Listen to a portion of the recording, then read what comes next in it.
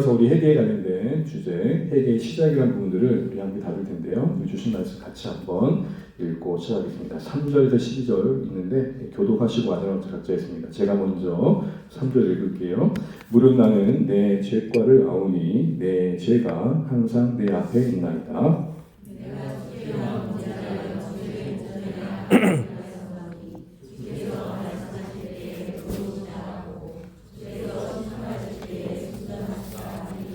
나는 나를 주 앞에서 쫓아내지 마시며 주의 성령을 내게서 거두지 마소서. 같이 읽죠. 주의 구원의 즐거움을 내게 주셨고 자원하는 심령을 주사 나를 붙드소서. 아멘. 예, 오늘도 2일차입니다. 회개의 시작이라는 주제로 다룰 텐데요. 1, 2차 내용을 잠시 정리하겠습니다. 여러분 PPT보다는 강의안을 조금 보시면서 제가 필요할 때마다 앞에 보시면 되겠다 말씀드릴 텐데요. 한마디로 정리하자면 회개는 단순히 죄를 지는 지우개가 아니라 넓은 하나님의 품으로 달려가는 회복의 여정이다. 이렇게 좀 말씀을 드렸습니다. 우리에게 회개는 단순히 어떤 죄의 목록을 나열하고 그것을 거두어내는 어떤 반성문 쓰는 기분으로 회개할 때가 종종 있는 것 같은데, 엄밀히 따지면 회개의 본질은 하나님을 등졌던 우리의 삶을 다시 돌이켜서 하나님께로 가는 겁니다. 여러분, 해가 내 뒤에 있을 때 그늘은 등진 만큼 생기는 겁니다. 그렇죠? 해의 반대 방향으로 서는 만큼 그늘은 더 짙어지는 겁니다. 회개는 뭐냐? 그 그늘과의 싸움이 아니고 등져서 생긴 그늘인 줄 알고 다시 빛으로 향하는 것. 이게 이제 회개의 것이죠. 우리의 노력과 눈물에 따라서 용서의 분량이 달라지는 그런 개념이 아닙니다. 우리의 회개의 기도, 특별히 기도의 행위는 공로가 아니라 통로이기 때문에 그렇습니다. 이미 우리는 우리의 과거와 현재 미래 모든 죄를 예수 그리스도의 보혈로 용서받은 자로 선언받은 자들입니다. 이런 의미에서 회개의 개념을 바르게 하려면 속죄와 회개를 잘 구별하셔야 됩니다. 속죄와 회개. 속죄는 뭐죠? 우리가 한 게 아니라 예수님이 2000년의 십자가를 다 이루신 겁니다. 객관적으로 우리는 죄 없는 자입니다. 회개는 뭐죠? 그 하나님이 선언하신 것을 날마다 우리에게 적용해서 죄와의 싸움에서 승리해가는 겁니다. 이렇게 생각하시면 좋겠어요. 넘어지나 이긴 자로서의 넘어짐입니다. 갈라디아서의 버전을 빌리자면 종으로서 넘어짐이 아니라 자녀로서의 넘어짐입니다. 아무리 자녀가 망나니처럼 굴어도 아무리 그래도 호적에서 파지가 않습니다. 우리의 넘어짐이 우리를 돌아보게 하는 기회가 되는 것이지 그것 자체가 하나님과의 근본적인 관계를 끊는 게 아니라는 거죠. 그런 의미에서 회개의 본질은 뭐냐? 연약한 나를 하나님께 맡기는 겁니다. 회개를 등진 하나님을 돌이키기 위한 고행의 공로가 아닙니다. 이런 그림을 좀 버리시면 좋겠어요. 회개할 때마다 하나님은 삐져가지고 이렇게 등지고 계시고 그 등진 하나님을 어떻게든 돌이키려고 애쓰는 몸부림으로 회개를 이해하지 않으시면 좋겠습니다. 오히려 등진 우리가 돌이키는 겁니다. 그랬더니 어떤 하나님이 오십니까? 내내 기다리고 계셨던 그 하나님. 탕자에 비해서 그런 하나님의 모습을 보여주지 않으셨습니까? 그래서 회개는 우리를 괴롭히는 게 아니라 살리시려고 초대하시는 겁니다. 평생의 여정 속에 그러기에 십자가에 의지해서 우리 연약한 인생을 맡기면서 회개를 기쁘게 여길 줄 알고 사랑할 줄 알아야 된다. 그래서 어제 나눔의 결론은 뭐였습니까? 회개를 사랑하자. 이 말은 회개를 즐기자, 누리자, 가까이 하자 이렇게도 바꿔볼 수 있겠습니다. 오늘은 그런 은혜로운 회개인데 왜 우리 현실은 이 회개를 누리지 못하는가? 라고 할 때 질문을 해야 될 것이 있습니다. 그것은 무엇이냐? 우리에게 회개할 힘이 있는가라는 것입니다. 결론을 얘기하자면 회개를 가능케 하는 그 시작, 좀 어려운 신학적인 용어는 동의는 하나는 그분이십니다. 여러분, 인간은 본질적으로 스스로 회개할 수 있는 존재가 아니라는 것을 성경은 선언합니다. 로마서 3장인데요. 밑에 아래에 각주에 좀 보이실까요? 10절, 11절인데 3장 10절, 11절 함께 읽어보겠습니다. 기록된 바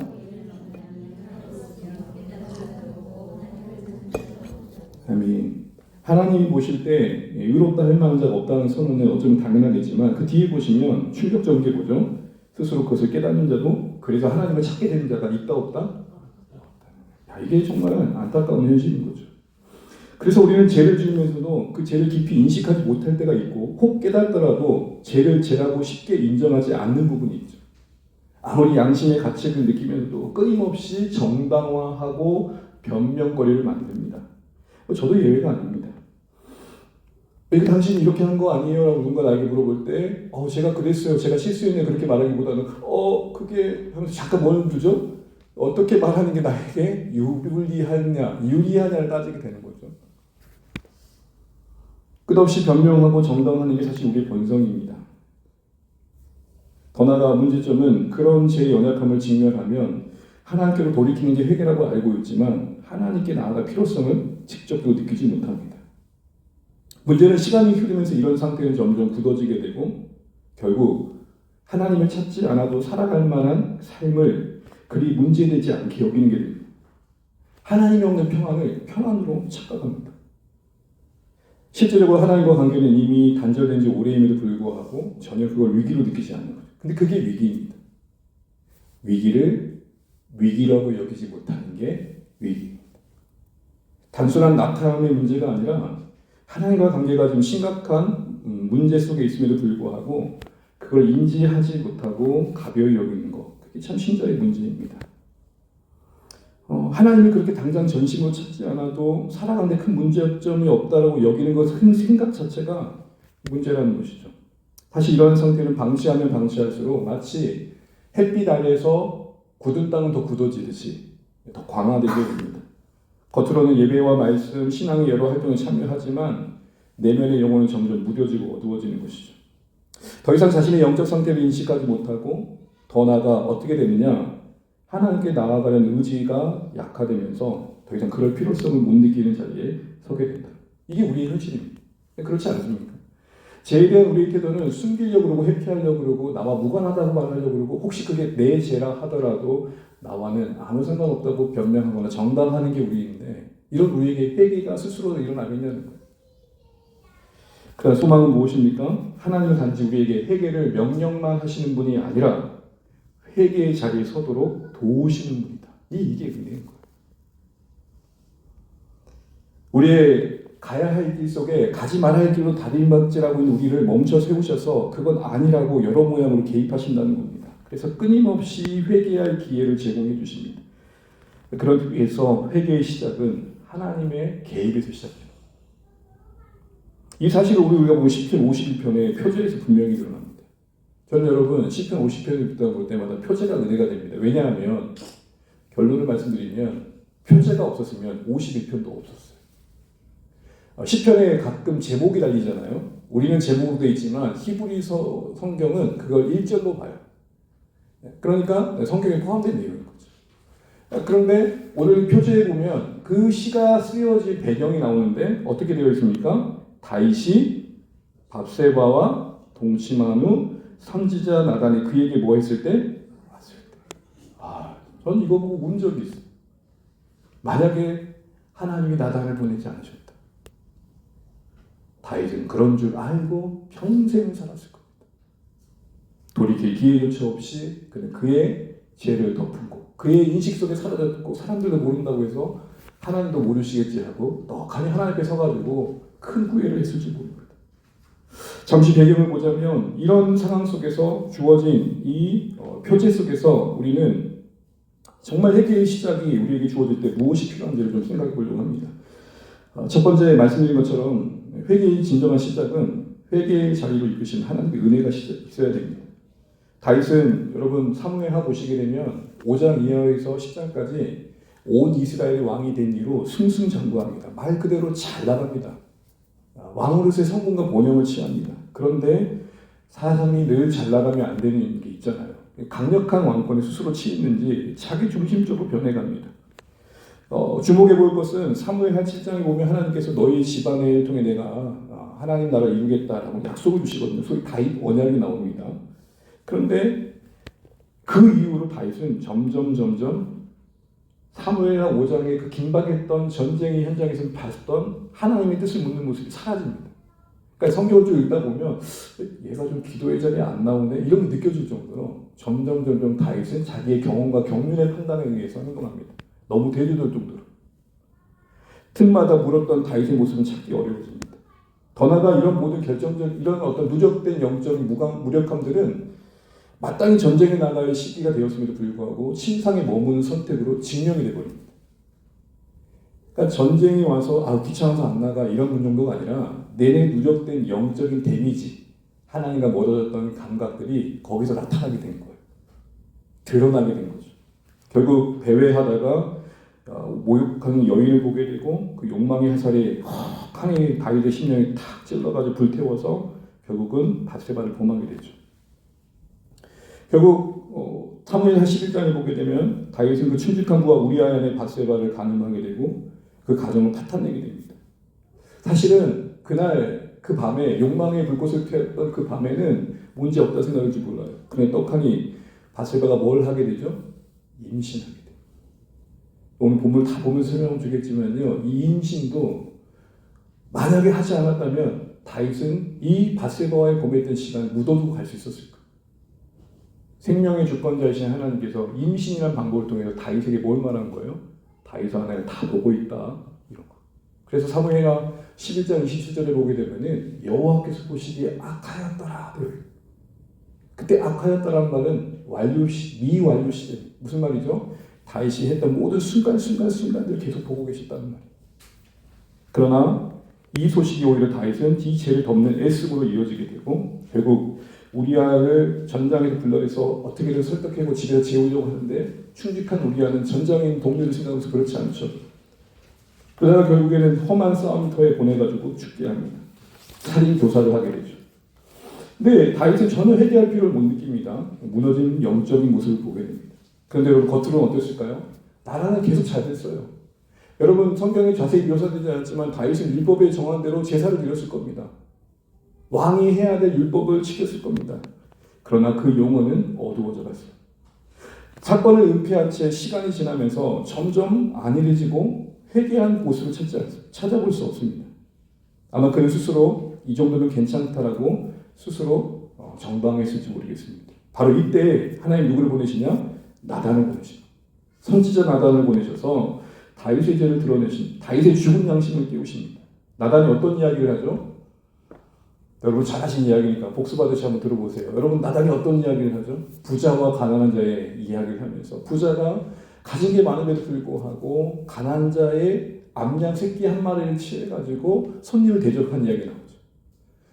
자기 걸로 섬기면 되는데 그 이웃집 가난한 자의 아끼는 그래서 자녀처럼 여기는 암양 새끼 한 마리를 취해서 그 힘과 권력으로 가난한 자를 빼앗은 얘기가 나옵니다. 이걸 들었던 다윗이 뭐라고 말합니까? 그 자는 죽어야 마땅하다. 근데 그 자가 누구예요? 자기예요. 여러분 이거 뭐라고 해요? 전문용어로? 내로남불. 그래서 어쩌면 성경의 기제로 보면 내로남불의 원조격은 누구예요? 네, 다윗이에요. 영적 무감각이 얼마나 심각한지를 보여줍니다. 그런데 이때 나단이 뭐라고 합니까? 바로 그 사람이 당신 자신입니다라고 얘기해요. 여기서 반이 나타날 때 다윗은 자신의 잘못을 인정하는 그 짧은 구절이 나옵니다. 그래서 내가 여호와께 죄를 범했다라는 구절이 사무엘하에 나오는데 이 죄를 범했다라는 자세한 고백이 어디에 연결되느냐? 시편 51편. 여러분 51편을 한마디로 말하면 제가 뭐라고 했어요? 오 하나님. 오 1편. 오 이런 탄식의 시가 뭐냐? 51편이에요. 보십시오. 하나님의 개입하셨던 나단의 선지자의 보내심이 없었다면 51편은 있을 수 있었을까요? 없었을까요? 없었어요. 나단의 침략이 없었다면 이 시편은 기록될 수 없었다는 거죠. 여기서 우리는 뭘 보게 됩니까? 회개의 시작이 다윗에게 있지 않았고 하나님께 있어서 분명히 보이죠. 두 번째 시작은 뭐냐면 그렇게 드러난 말씀 앞에 보인 다윗의 반응입니다. 다윗은 참 감사하기도 그래도 그 순간 그때에는 항변하고 변명하기보다는 항복합니다. 그가 항복한 내용을 보게 되면 시편 51편 4절에 나오는데 한번 읽어보죠. 시작. 주께서 순전하시다이다.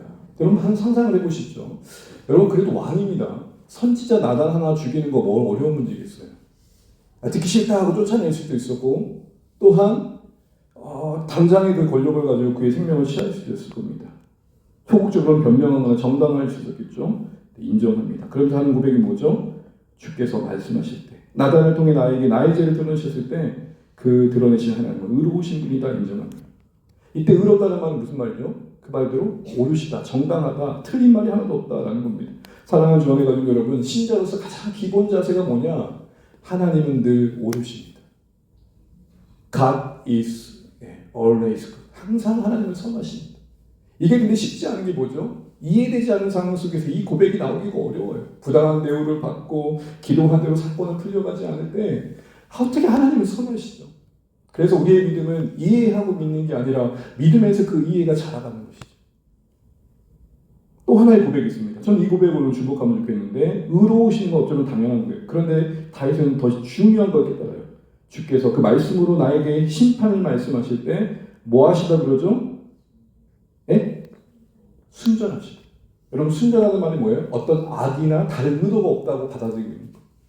여러분, 누군가가 나에게 나의 죄를 드러낼 때 정말 나를 생각해서 나를 귀하게 여기기 때문에 내가 고쳐야 할 부분을 드러내줄 때 감사함으로 받는 게 쉬워요, 어려워요?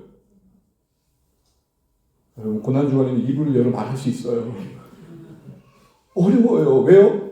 저에게 무슨 악의가 있는 거 아니야? 그때 내가 저렇게 말했다고 이렇게 또 대받아치는구나. 이렇게 생각하는 게 우리의 생각들 아니에요. 근데 다윗은 하나님의 판단을 뭐라고 받아들여요?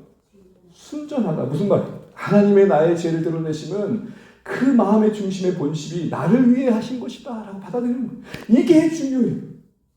나를 위해 해주신 거다. 나를 살리려고 하신 것이다.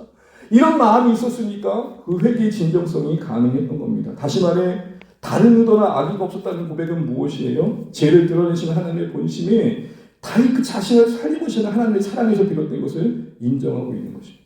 이게 바로 말씀 앞에 그 의로우심과 순전하심 앞에 항복한 다윗의 모습이었고, 이게 그의 진정한 회개의 시작이 됩니다. 마지막으로 그의 회개의 시작은 뭐였습니까? 그렇게 해서 떡하니 눈을 뜨고 보니까 그동안 자신이 묻혀놨던 은폐했던 죄로 인해 깨어진 하나님의 관계가 너무나 가슴 아프게 와닿는 거예요. 여러분, 진짜 회개의 시작은 뭐냐? 죄로 인해 깨어진 하나님과의 관계가 깊이 고통스럽게 와닿는 겁니다. 이걸 좀 더 다른 말로 말하면 하나님과 함께하는 기쁨의 상실의 고통 앞에 항복할 줄 아는 겁니다.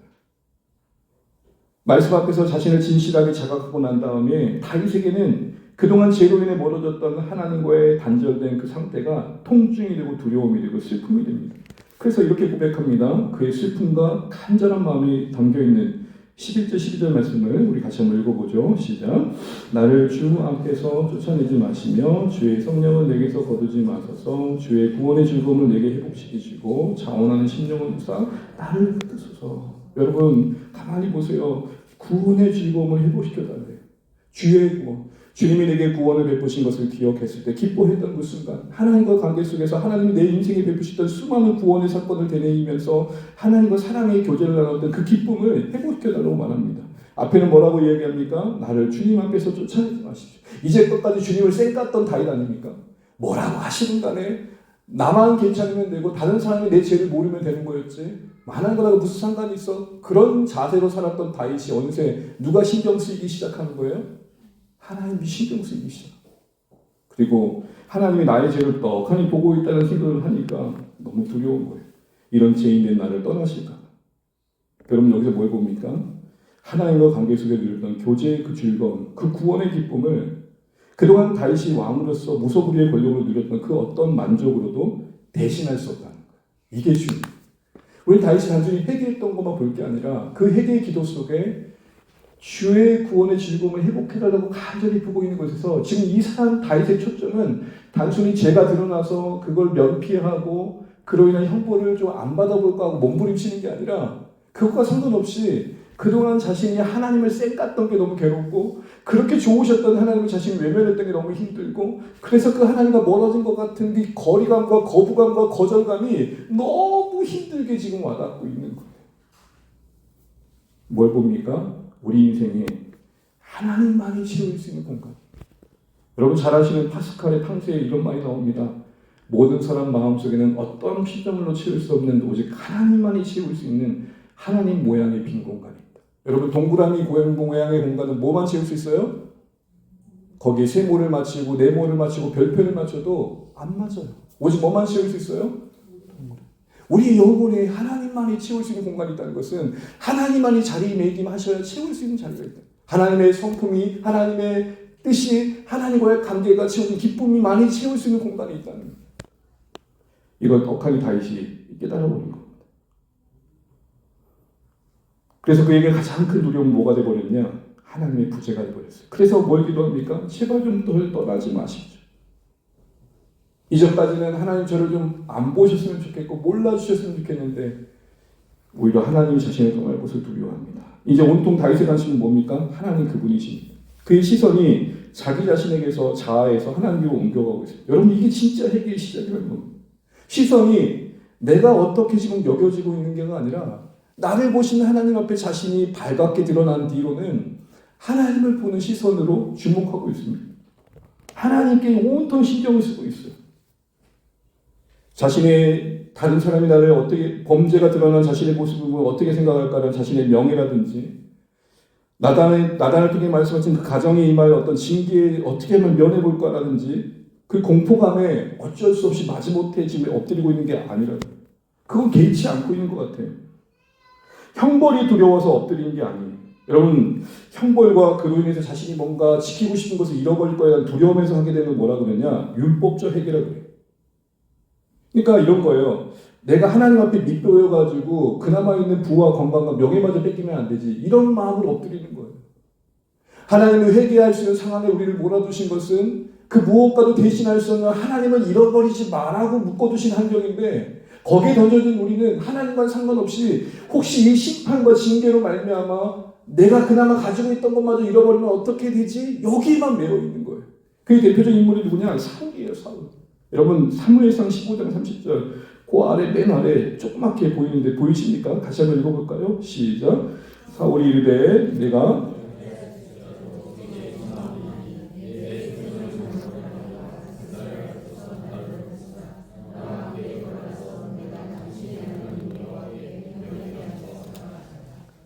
다윗의 시를 보게 되면 하나님인데 지금 사무엘상 15장에 아말렉을 진멸하는 하나님의 명령을 어기고 거기서 양과 전리품을 취해서 자기 이득을 보려고 했던 이 사울에게 사무엘이 나가서 징계를 하나님의 뜻을 어겼다라고 불순종했다고 선언하니까 회개하면서 하는 말이 뭐냐면 제가 잘못했습니다.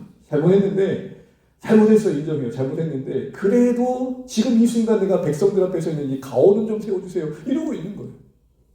느껴지십니까? 이 짧은 절 안에 지금 나라는 단어가 몇 개나 보이세요? 여러분 몇 개나 보이세요 지금? 내 백성, 자기 백성, 나를 높이사 나와 함께 내가 그러면서 여호와께 경배하겠어. 이때 경배는 뭐냐면 승리 이후에 했던 잔치와 같은 거예요. 그 주인공을 높이는 것 같은 거예요. 그러니까 지금 죄가 드러난 이후로 이 판이 뭐예요? 다투가 날까봐 잠시 조심하면서 이걸 지키고 싶어하는 사울의 마음이 느껴지세요? 내가 잘못했으니까 잘못한 거 알겠어. 근데 이것만은 좀 건들지 말아주세요. 여러분 진짜 하나님 앞에 죄를 깨달으면 내 생명 걷어가도 괜찮아요. 사실 그런 말 하는 게 진짜 신앙의 고백이라는 것을 우리는 단순히 봐야 됩니다. 내가 많은 걸 지고 있어도 하나님을 잃으면 모든 것을 잃은 것입니다라는 고백이 회개이기 때문에 그렇습니다. 내가 온 세상을 얻어도 하나님을 잃으면 다 잃은 겁니다. 반대로 하나님을 얻으면 모든 것을 잃어도 잃은 게 아닙니다. 이게 진짜 회개의 시작이라고. 왜요? 회개의 본질은 누구에게로 돌아가는 거니까. 그러니까 하나님께로 돌아가는 게 회개의 본질인데 하나님이 눈에 들어오지 않는다? 그게 무슨 회개예요? 혹시나 하나님 나를 심판하실까 봐 면피용으로 자녀들 키우면 알아요. 진짜 부모에게 자신의 잘못을 인정한 자녀들과 그렇지 않은 자녀들은 슬슬 눈치를 보는 거죠. 왜? 용돈 못 받을까 봐. 네. 내가 얻어야 이익이 혹시 취소될까 봐. 부모와의 관계, 누구누구와의 관계를 지키기 위한 회개가 아니라 나를 지키기 위한 회개. 그게 사울의 회개였어요. 진짜 회개 뭐죠? 하나님과의 관계를 지키는 것. 그래서 다윗은 다만 3페이지입니다. 깨어진 하나님과의 관계 회복되기만을 구합니다. 그래서 이렇게 말해요.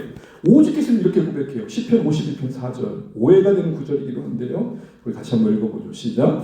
내가 주께만 범죄하여. 주께만. 여러분 저는 처음에 이거 읽고요.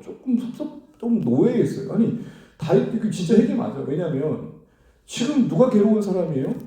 당장에 죽으나 우리아가 억울하고 가정이 파탄나 바세바가 힘든 거 아니에요? 그럼 그들도 죄 지은 거 아니에요?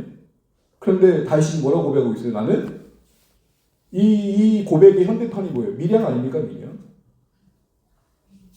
범죄자가 그 가정을 다 엉망진창 만든 다음에 천사 같은 표정으로 뭐라 그래요? 저는 용서받았어요. 미치고 한장하는 거죠. 그러니까 전도연이. 혹시 여러분 미량을 안 보셨으면 제가 흥분한 이유를 잘 모르실 수 있습니다. 그런 얘기가 아니에요. 여러분 히브리어 문법상 쉽게만 한 이 뜻은 범위를 좁힌 게 아니라 강조하는 거예요. 절대화하는 거예요. 다른 누군가에게 잘못 없다 이 말이 아니고 누군가에게 잘못한 것도 맞지만 더욱이나 더는 하나님께 큰 죄를 지었습니다. 이 고백을 하는 거예요. 죄의 대상이 하나님께 향하고 있어요. 자신에게 이 사악한 범죄의 본질 속에 끝없이 자신을 만류하셨던 하나님을 거역했던 본성을 깨닫고 고백하는 것입니다. 그만큼 다윗의 신경은 온통 하나님께 가 있어요. 주권자이신 하나님께 가 있다. 자기가 주권자에서 왕으로서 뭐든지 할 수 있었을 때 누렸을 그 어떤 것도 하나님과의 관계의 기쁨을 대신할 수 없음을 절절히 고백하면서 이야기하는 그의 고백 속에서 우리 인생의 가장 큰 기쁨이 하나님과 함께하는 삶이고 이걸 회복하는 게 회개라는 것을 알게 됩니다. 그러기에 회개가 하나님 우리에게 복을 주신 은혜인 것이죠. 더욱이나 이런 의문의 답도 삼기게 돼요. 이런 생각을 해봅니다. 어느 분이 이런 질문을 하시더라고요. 목사님, 십자가의 진리대로 말하면 우리의 과거와 현재 미래의 모든 죄가 용서받았다며요. 그런데 왜 회개해야 되죠? 여러분 저는 복음을 진짜 이해하면 이게 당연히 나와야 질문인 거예요. 여러분 속죄 위에 요구되는 회개는 하나님 고백의 사귐을 위한 회개, 관계의 복원이에요. 하나님과 우리의 관계를 다시 풍성하게 하는 시작이에요. 다시 말해서 우리에게 회개를 요구하시는 하나님 뜻은 다윗의 이 간절한 고백에 담긴 내용처럼 우리와 함께하기 원하시는 하나님의 뜻이 담겨 있는 것이죠. 그런 의미에서 회개를 요구하시는 것은 하나님을 사랑하는 요구라고도 할 수 있습니다. 회개해라! 이걸 여러분 받아들일 때 하나님을 사랑해라 라고 받아들이는 게 회개를 잘 이해하고 있는 신자의 마음입니다. 회개는 어제도 오늘도 우리를 기다리시는 하나님 아버지의 마음을 알아들이고 우리의 사랑을 하나님께 드리기를 원하는 겁니다. 정리하겠습니다. 다윗이 하나님께서 시작하신 회개의 자리에 서서 진실하게 자신을 마주하고 그의 영혼이 깨어나서 오직 바라는 바가 이제는 하나님과의 관계의 회복을 갈급하게 되었을 때에 그는 진실한 회개를 할 수 있었다는 것을 우리는 주목하셔야 됩니다. 결국 진짜 회개의 시작은 내 안에 있는 잠시 잠깐의 양심의 후회도 아니고 이거 회개 안 하면 벌받지 라는 공포감도 아니고 내 사랑하는 주님과의 관계가 멀어진 것에 대한 개탄입니다. 그래서 진짜 회개의 시작은 하나님의 사랑으로 시작되게 되고 진짜 회개의 시작은 그 하나님의 사랑을 갈급하는 신자의 마음속에 시작되는 겁니다. 제가 어렸을 때 많이 들었던 내용 중에 하나는 회개 안 하면 지옥 간다였습니다. 전혀 틀린 말은 아니겠지만 하나님 우리에게 회개를 요구하신 것은 엄포용이 아닙니다. 너 그러면 지옥 보낸다. 회개의 요구는 그 요구하시는 하나님과의 관계만큼 그분을 사랑하는 만큼 우리를 행복하는 게 없단다. 회개에서 하나님께로 돌아가서 하나님과의 사귐을 회복하는 것만큼 우리 삶에 만족스러운 건 없단다. 그 얘기란 말입니다. 하나님의 눈치를 보고 이러다가 뭐하라도 잃어버리면 어떡해라는 두려움이 아니고요. 내 양심에 짐을 덮는 것이 아닙니다. 그러면서 여러분 오늘 결론은 뭐냐? 어제는 회개를 사랑하자 했다면 오늘 회개의 은총을 구하자입니다. 회개의 은총을 구하자. 단순히 회개라는 것이 내가 작정한다고 되는 게 분명 아닌 것입니다. 하나님과의 만남을 회복하는 이 회개의 시작은 우리의 굳은 마음을 깨우시고 녹이시는 하나님의 은혜로 시작되는 것입니다. 하나님이 먼저 찾아와 주셔서 말씀을 걸어주시고 내 민낯을 밝게 보여주셔야 됩니다. 내 의지와 상관없이 내 안에 있는 모든 죄가 버겁게 느껴지고 그 죄만큼 그 귀하신 하나님을 외면했던 시간이 너무 속상하고 하나님을 사랑할 수 없을 만큼 어두워진 내 마음이 괴로워지는 그 시점이 진짜 회개의 시작입니다. 거짓된 회개, 율법적 회개에서 벗어나셔야 됩니다. 그런 의미에서 우리의 가장 두려운 것은 하나님 우리를 그냥 그대로 내버려 두시는 방치, 말씀하지 않으시고 그 어떤 간섭받지 않으시고 네 알아서 해라. 이 삶 속에 전부 개입도 안 하지. 근데 여러분, 우리에게 혹시 말씀으로 누군가가 자꾸 말을 걸어오고 공동체에서 여러분을 자꾸 뭔가 붙잡으려고 그러고 때로는 인생이 설명할 수 없는 고난과 진리가 있다면 역설적이지만 우리를 하나님께로 점점 더 돌이켜 가게 하시는 하나님의 섭리의 손길인 줄로 바라보실 수 있는 우리의 성도님 되시기를 간절히 축복합니다. 하나님 우리 인생에 찾아와 주셔서 회개의 자리에 서 계실 때 항변하지 마시고 변명하지 마시고 항복하심으로 그 진실한 응답 속에 하나님이 약속하신 기쁨을 회복해 가시는 저와 여러분 되시기를 간절히 바라고 원합니다. 왜 그럴 수 있겠습니까? 주님이 우리에게 이렇게 약속하셨거든요. 우리 스가랴 12장 10절 말고 마치겠습니다. 한 게 있죠. 내가 다윗의 집과 예루살렘 주민에게 은총과 간구하는 심령을 부어 주리니. 아멘. 반주해 주십시오.